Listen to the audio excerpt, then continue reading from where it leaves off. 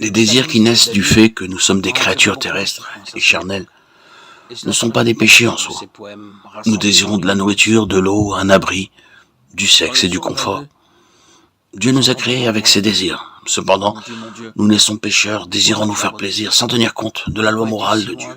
Romains 3:10. Lorsque les désirs charnels nous gouvernent, prenant la priorité sur la volonté de Dieu, ils nous poussent à violer la justice de Dieu. Ils deviennent des convoitises. Par exemple, la faim nous pousse à chercher de la nourriture. Manger est bon. Ce n'est pas un péché. Jésus mangeait et buvait quand il était sur terre. Luc 24, 42-43.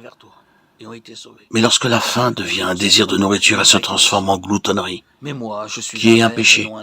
Proverbe 23, 20-21.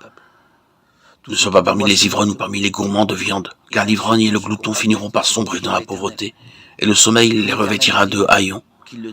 Lorsque les désirs sexuels naturels deviennent pervers, ils conduisent alors à la perversion, au péché, à la fornication, à l'adultère. La louange d'Israël.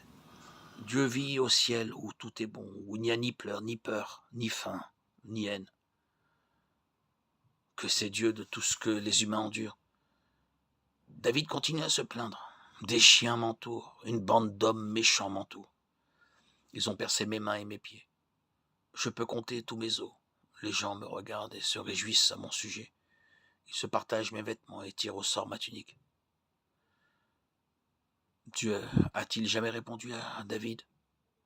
Oui, plusieurs siècles plus tard. David a reçu sa réponse.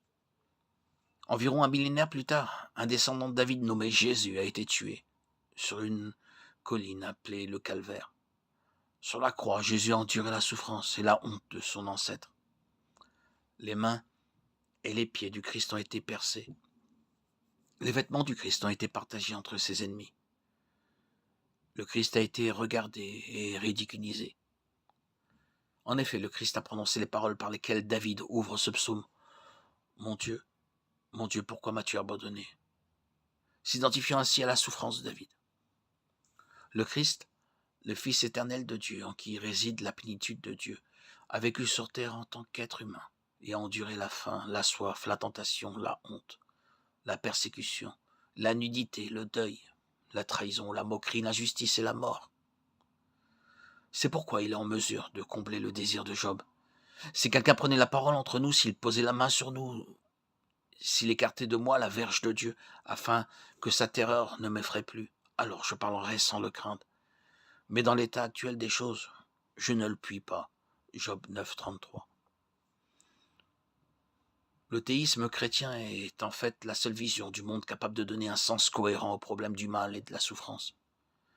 Les chrétiens servent un Dieu qui a vécu sur cette terre et a enduré les traumatismes, les tentations, les deuils, les tortures, la faim, la soif, la persécution et même l'exécution.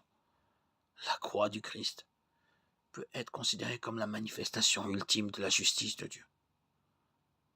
Lorsqu'on lui demande dans quelle mesure Dieu se soucie du problème du mal et de la souffrance, le Dieu chrétien peut montrer la croix et répondre autant que ça.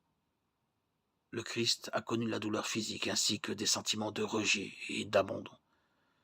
Il a connu la même souffrance que beaucoup de gens aujourd'hui qui connaissent l'amertume de l'isolement, de la douleur et de l'angoisse.